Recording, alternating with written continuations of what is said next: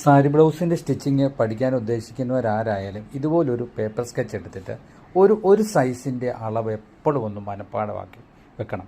ഇത് 32 ഇഞ്ച് വേസ്റ്റുള്ള ഒരാളുടെ 32 plus 4 inch കൂട്ടുമ്പം 36. 36ൻ്റെ 4/1 നമ്മളിവിടെ മാർക്ക് ചെയ്യുന്നത്. ഇവിടെ മാർക്ക് ചെയ്യുന്ന 1.25.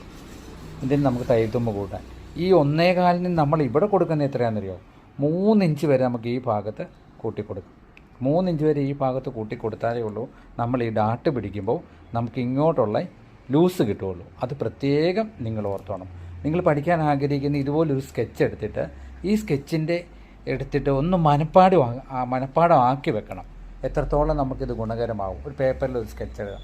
അപ്പം നിങ്ങളുടെ മനസ്സിൽ തന്നെ ഈ സ്കെച്ച് പതിയുമ്പോൾ ഈസി ആയിട്ട് നിങ്ങൾക്ക് സാരി ബ്ലൗസ് കിട്ടുമ്പം നമുക്ക് എത്രത്തോളം ഇത് ചെയ്യാൻ പറ്റും. പിന്നെ ഞാൻ പറഞ്ഞു കഴിഞ്ഞിട്ടുണ്ട്, ഇവിടെ 4 ഇഞ്ച് എടുത്ത് കളയണം, എന്നാലേ ഉള്ളൂ ഈ നെക്ക് നമുക്ക് റൗണ്ട് ചെയ്ത് നിൽക്കുകയുള്ളൂ.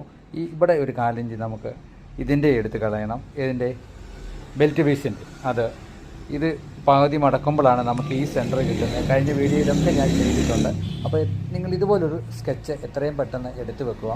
ഈ സ്കെച്ചിൽ തുടർന്ന് അടുത്ത വീഡിയോ വരുന്നുണ്ട് കേട്ടോ. സബ്സ്ക്രൈബ് ചെയ്യുക. അടുത്ത വീഡിയോ ആയിട്ട് ഉടനെ എത്തും.